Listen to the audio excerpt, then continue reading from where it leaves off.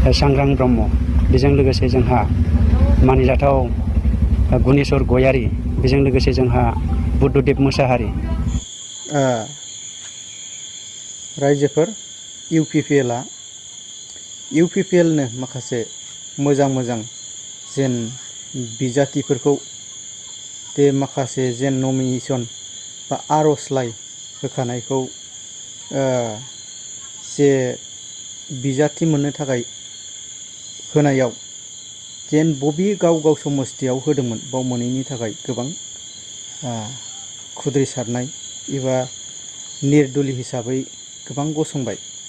दा बे गसंनायनि सायावनो माखासे माइनि लिडारफोरखौ जे बिजाथिलाइखौ बोखांना लाफिननो थाखाय इउपिपिएलनि माखासे कर्मिफोरा खावलायदों। दा बै इउपिपिएलनि माखासे खावलायनायखौ दा बिजाथिलाइ जे उदाङै होनाय बिजाथिफ्रा गनायगोनसे। दा बिनि सायावनो मा बुंदों खोनासंनानै लाग्रो।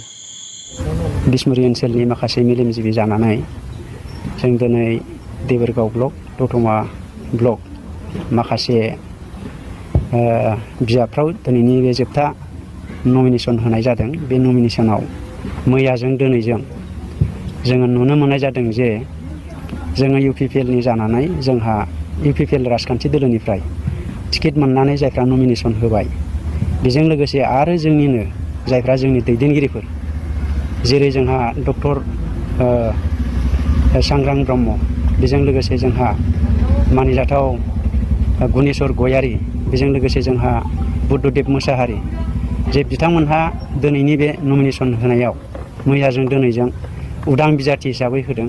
दा बेखौनो जोङो जाहाथे बिथांमोनहा गावसिनि उदां बिजाथि होनायखौ बोखारो, बेनिखायनो जोङो बे ओनसोलनि मेलेमजिबि जानानै खावलायदों। आरो जोङो आसा खालामदों जोंनि बिटिआर सरकारनि बा जोंनि इउपिपिएलनि मानिजाथाव चिफ सारजों लोगोसे रोंगोरा सार, इउजि सार बिथांमोनहा थाबैनो जायफ्रा बिथांमोन उदां बिजाथि होदों बिथांमोनखौ जाहाथे रायलायनानै माबा मोनसे समाधान जायो, बिनि थाखाय थाबैनो राहा लायोबा मोजां।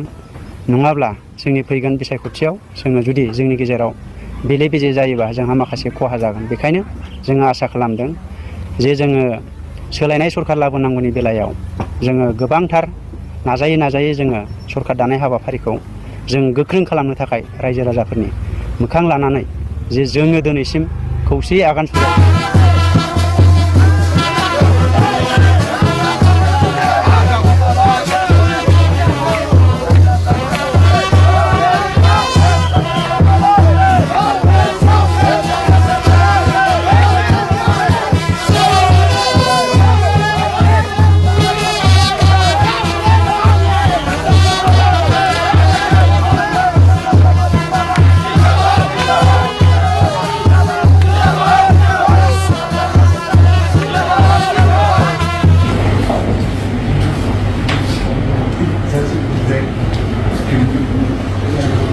আগ্ৰহী বহা অলপ সময়ৰ কাৰণে মোক জাগা দিয়া।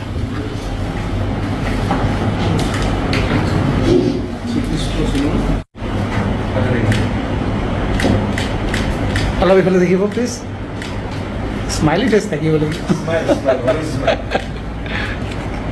सिगांनो सानग्रोनांगौमोन। दा सोरबा प्रमद बर' सारा बुंदों गोबां दोलोफ्रावनो बेबायदिया जाखायो। नाथाय जोङो बे जाय बिजाथिलाइखौ मोनैयाव खुद्रि सारदों एबा उदां बिजाथि गावखौ गथायदों, बेयाव जोंनि थाखाय जेबो फेक्टर नङा बा जेबो पार्टियाव गोहोम खोख्लैनो हाया बेबायदि खोथा। नाथाय बेबायदि बुंनायाव जायफोर उदां बिजाथि गथायदों एबा उदां बिजाथिनि नमिनेशन होदों, बैफोर मानसिनाव गोबां जे सापर्टारफोर दङ। दा अब्ला जे फैबाय थानाय बिटिसि बिसायख'थियाव बैफोर उदां बिजाथिखौ जेबो फेक्टर नङा बेबायदि बुंनायाव दा इयुनाव रिजाल्टआव सोर देरहागोन? दा बैफोरबायदि जे इबां खस्थ' गावनि साख्रिखौ गारनानै एफाबां मानि 3 लाख गाहाम बेबायदि मोननायखौ साख्रि बेबायदि मोननायखौ गारनानै गावनि साख्रिखौ गारजोबनानै पलिटिकेलाव सेक्रिफाइस खालामनाय एबा गोबाव समनिफ्रायनो जेरैबायदि फरटिं चिरां दुवारनि डक्टर सांग्रां ब्रह्म साराबो गोबां रायजो राजानि खामानि मावबोदोंमोन। नाथाय बैफोर जे समस्थियाव गेलेगोन जे पार्टिनि हाइकामान्डआव जे खावलायदोंमोन बे बिजाथि बिलाइखौ रिजेक्ट खालामनायाव जोबोद दुखु थादों। आरो दा जाय उदां बिजाथि हिसाबै गेलेनो थाखाय आवगायदों बिसोर आंनि मथेब्ला जे होखाबाय बिसोरो लायालासेनो गेलेनांगौ। अब्ला गेलेयोब्ला मा जागोन बेखौ दा इउपिएलआ गोबां गुलाय गुजाय एबा पार्टियाव गोबां गाज्रि फांसना जेननायनि लक्षना नुजादों ना। गावसिनि जेनो पार्टिखौनो फोथांनानै लाखिनो बहुद गोब्राब, गासैबो समस्थियावनो क्रिटिकेल गोनां बेबायदि जाबोदों। अब्ला रायजो राजाफ्रा बोरै बेखौ नुनानै फोथायगोन? दा फैगोन समफ्रासो सोर बिजाथिखौ देरहासार खालामगोन बेखौ रायजो राजायासो सायख'सिगोन ना। अब्ला आं बांद्रायखौनि खोथाखौ बुंनो साना। दिनै रायजोफ्रा नोंथांमोनहा सोर बिजाथि एबा बबे दोलोखौ बिटिसिआव फिन आरोबाव सरकाराव लाबोगोन एबा रायजो राजानि गोबां गांनाय उखैनाय जोंनि जेन माखासे सोलायनाय सरकार होनदोंमोन, सोलायनाय सरकारा दा मारै जाखो? सोलायदों मारदों, खिन्थु माखासे परिस्थितिया सोलायदोंना सोलादों बेयो मोनसे खोथा जानानै थाबाय।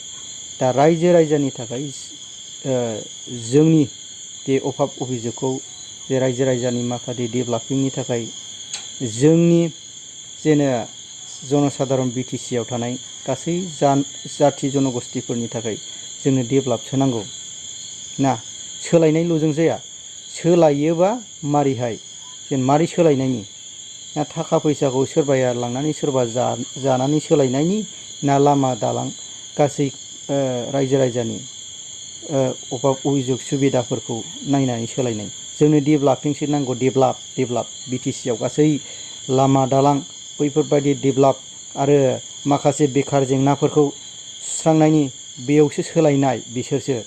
दा बिटिसिआव गोबां लाइमोनफ्रा बेखार जानानै दङ। बेखार जेंनाया बांगासिनो, बोसोराव बोसोर बांगासिनो। बैफोर बेखार जेंनाखौ जों बोरै सल्भ खालामनो? माखासे बिसोरनो प्रायरिटि होनांगोन। गोबां बेबायदि लनफोर लानानै माखासे बेखार थानायफ्रा बोरैबायदिब्ला जोङो एंगेजमेन्ट खालामनानै बेफार फालांगि मावनानै जानो हायो बेफोरनि थाखाय साननांगोन ना। माखासे मा होनो सोलायनायल' होनबा जानाय नङा, सोलायनानै सोलाजोबनानै जानाय नङा ना। जोंनो रायजो राजानि थाखाय सोलायनायजों लोगोसे डेभेलपिं नांगोन।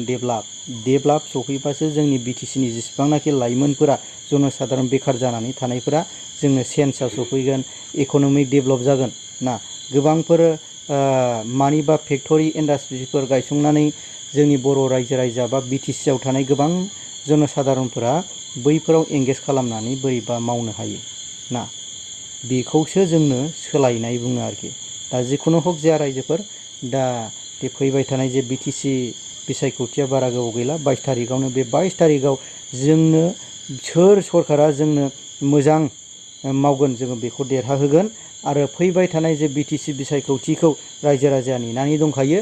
जोंनो जानला मोनला सरकारफोरखौ जोङो लाबोनानै जानाय नङा। जों सिगाङाव मोनखानायखौनो माखासे पावार फांसनफ्रा लेस जानानै जों बेफोरखौ मोनफिननो थाखाय जोङो जे मोजां जे परिस्थिति जोङो सिगाङाव जे थाखानाय बे पावारखौ लाबोफिननो थाखाय जोंनि बिटिसिनि गासै जनगोष्ठी जाथि हारिफ्रा नायनानै जोङो जे सिगाङाव जे खुंनाय बे सरकारखौनो जोङो लाबोफिननांगोन होननानैबो आं आसा थायो। आरो रायजो राजाफ्रा नोंथांमोनहा मा दानि आरो आवगोलनि खुंथाय सरकारजों मा रोखोम डिफारेन्सआव दङ नोंथांमोनहा कमेन्टनि गेजेरजों फोरमायहरदो। आरो जायफ्रा आंनि चेनेलाव गोदान नोंथांमोनहा चेनेलखौ साबस्क्राइब खालामनानै लादो।